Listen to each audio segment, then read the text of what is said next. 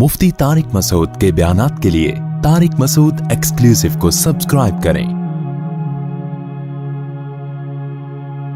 Tariq Masood exclusive.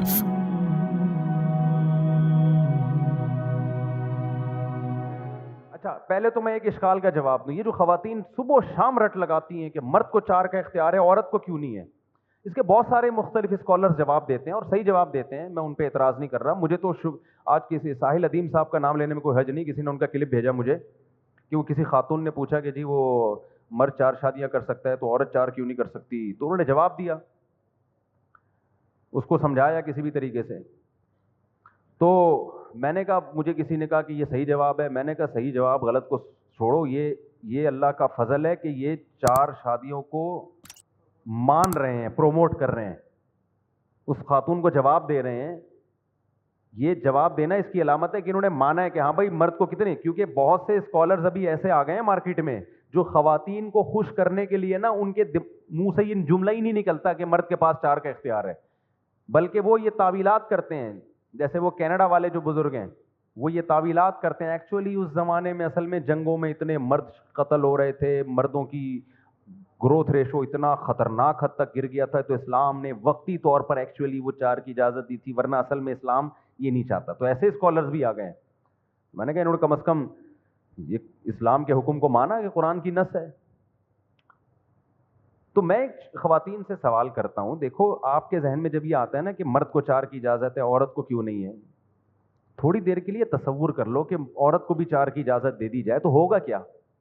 वो ठीक है, वो हारमोन्स वारमोन्स जो साहिल अदीम साहब ने साइंसी जबान में जवाब दिया ठीक है, वो जवाब सही है, मैं उसको गलत नहीं कह रहा, वो टेक्निकल जवाब है, वो ठीक है, वो सही जवाब है। हमारे पास तो देसी जवाब होते हैं भाई। हमारे पास क्या जवाब होते हैं? देसी।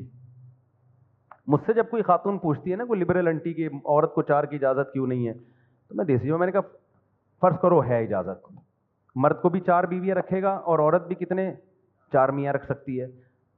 बहुत सी चीजों के जवाब ऐसे होते हैं कि प्रैक्टिकली वो मुमकिन नहीं होते, प्रैक्टिकली वो मुमकिन होते ही नहीं। आप फर्ज कर लें एक आदमी की 4 बीवियां हैं और उन चारों को भी इजाजत है कि 4 मियां रख सकती हैं, तो चारों के 4 शौहर मिला के टोटल 16 शौहर हो गए कि नहीं हो गए?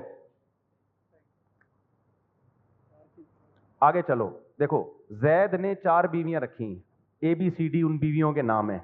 एक का नाम ए है, दूसरी बीवी का नाम बी है, तीसरी बीवी का नाम सी है, चौथी का नाम डी है। हो गया कि नहीं हो गया? अब वो साहिल अदीम साहब ने तो साइंसी जवाब दिया ना, मैं तो देसी आदमी हूं, देसी जवाब देता हूं मैं, लेकिन जवाब है ये, आप इसको देसी कह के जान नहीं छुड़ा सकते। जैद ने शादी की, पहली बीवी का नाम ए, दूसरी का नाम बी, तीसरी का नाम सी, चौथी का नाम डी।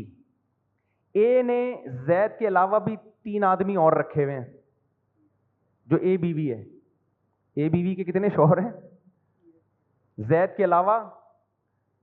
जो हम अलिफ बे जीम दाल कर देते हैं उनको, बल्कि अलिफ बे पेते पे, अलिफ बे पे ते, अलिफ बे पे, अलिफ तो ये जैद हो गया ना, बे पे ते, 3 अदद उसके शौहर और हो गए। जो बी बीवी है उसके भी कितने हो गए?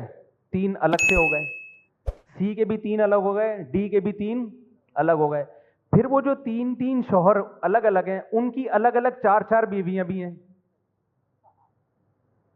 समझ रहे हो ना? तुम लोग को तो यहीं बेहोश हो गए हो, आगे क्या समझोगे? अभी तो बहुत आगे पूरी दुनिया है, ये ब्लॉकचेन बन जाएगी पूरी, एक पूरा मुल्क एक दूसरे की बीवियां और एक दूसरे का शौहर होगा।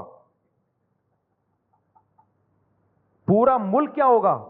सब एक दूसरे की बीवी और सब एक दूसरे के शौहर।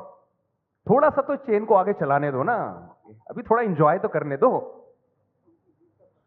अब क्या है कि उन ABCD 4 बीवियों के 3 शौहर अलग अलग हैं, ठीक है ना, 3 शौहर अलग अलग। फिर उन 3 जो अलग अलग शौहर हैं उन सब की 4 अलग अलग बीवी, 3 अलग अलग भी हैं। एक तो ये वाली हो गई, 3 अलग होंगी। फिर उन 3 के अलग अलग 4 मियां भी हैं। तो ये क्या बन जाएगा भाई? ये क्या, यानी ये चूचू का मुरब्बा नहीं बनेगा? यानी फिर हम तारुफ करवाएंगे, इनसे मिलिए, ये मेरी वाइफ हैं, ये इनके शौहर हैं, मैं भी हूं, ये भी हैं। ये भी हैं, ये भी हैं। ये कौन है जी? ये इनके पहले शौहर की सेकंड वाइफ, ये इनके पहले शौहर की सेकंड वाइफ, और ये मेरी सेकंड वाइफ के पहले शौहर। जवाब दुरुस्त। Is equal to 0। ये मेरी पहली के चौथे शौहर हैं और ये मेरी चौथी के पहले शौहर हैं। ये कौन है? ये मेरी चौथी के पहले के तीसरे हैं। और क्या बन जाएगा यार? तो इश्काल वो किया करो जो पहले ये देख लिया करो कि प्रैक्टिकली ये पॉसिबल भी है या नहीं है। ये तो नामुमकिन है, सवाल ही पैदा नहीं होता कोई सोसाइटी 4 दिन भी उसका फैमिली सिस्टम चल सके इस निजाम पर कि औरत को भी 4 शादियों की आप इजाजत दें। तो ये सवाल ही गलत है। सवाल जो बनता है वो ये बनता है कि फिर जब औरत को आपने एक मर्द की इजाजत दी है तो मर्द को भी एक औरत की इजाजत दे दो ना, 4 की क्यों दे रहे हो? इसका भी वही जवाब है जो अभी मैंने दिया। इस्लाम ने मर्द को 4 की इजाजत दी है, लेकिन ये प्रैक्टिकली मुमकिन नहीं है। ये प्रैक्टिकली पॉसिबल ही नहीं है कि इतने सारे मर्द 4 कर लें। वजह क्या है? इजाजत तो दी है, क्यों दी है वो मैं भी आता हूं, तो बार बार बताते रहता हूं ताकि ये सवाल का जवाब हो जाए ना। देखो, मर्दों की अय्याशी जब होती कि जब मर्दों की निस्बत 4 गुना औरतें ज्यादा पैदा हो रही होती, फिर एक एक मर्द की 4 बीवियां होती और बीवियों के इकलौते इकलौते मर्द होते। फिर हम कहते हैं यार इस्लाम ने मर्द को अय्याशी दे दी, हर आदमी की बीवियां तो 4 हैं और हर औरत का मियां क्या है? एक है, और सोकनों की टेंशन अलग। इस्लाम ने मर्द को 4 की तरगीब, सिर्फ इजाजत नहीं तरगीब दी है, लेकिन अल्लाह मियां ने कहा कि इतनी पैदा नहीं होंगी कि 4 था तुम कर लोगे। मेजॉरिटी एक ही कर सकेगी, दूसरी मिलेगी नहीं उसको मार्केट में, है होगी नहीं, पैदा ही नहीं करूंगा इतनी मैं औरतें। अब क्यों समझ में नहीं आ? देखो, एक गांव है जिसमें 25,000 मर्द हैं। क्या कोई ऐसा गांव देखा 25,000 मर्द और 1 लाख औरतें हो उसमें? 25,000 मर्द हैं और खवातीन कितनी हैं? 1 लाख। अगर 25,000 मर्द हैं उस गांव में और खवातीन 1 लाख हैं, तो फिर हर मर्द 4 बीवियां रख सकता है। फिर आप कहेंगे इस्लाम ने मर्दों की अय्याशी बढ़ा दी। होता यह है कि 25,000 मर्द होते हैं ना गांव में, तो 50,000 भी औरतें नहीं होती, हर मर्द 2 भी नहीं कर सकता। समझते हो? 75,000 औरतें भी नहीं होती कि हर मर्द, दुनिया में ग्रोथ रेशो औरत का इतना ज्यादा है ही नहीं किसी भी कंट्री में कि एक मर्द 4 बीवियां, सारे मर्द रख ले 4 बीवियां, बल्कि डबल भी नहीं है, यानी हर आदमी 2 शादियां भी नहीं कर सकता। भाई इतना भी ग्रोथ रेशो नहीं है कि 25,000 औरतें हों किसी गांव में, मर्द कितने हों? 50,000। बल्कि अजीब बात, और आम तौर पे ये ग्रोथ रेशो कम होता है औरत का। ये तो अब फैमिली प्लानिंग वालों ने औरतों का ग्रोथ रेशो बढ़ा दिया है, वरना दुनिया में हमेशा से औरतें कम पैदा होती थी, मर्द ज्यादा पैदा होते हैं।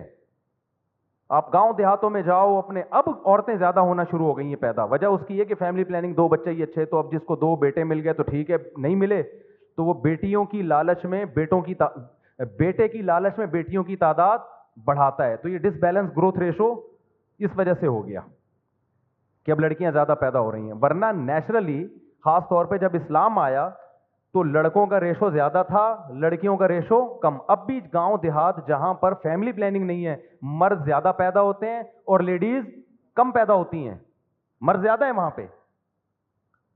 अब आप मुझे एक बात बताओ, मर्द 25,000 और लेडीज कितनी?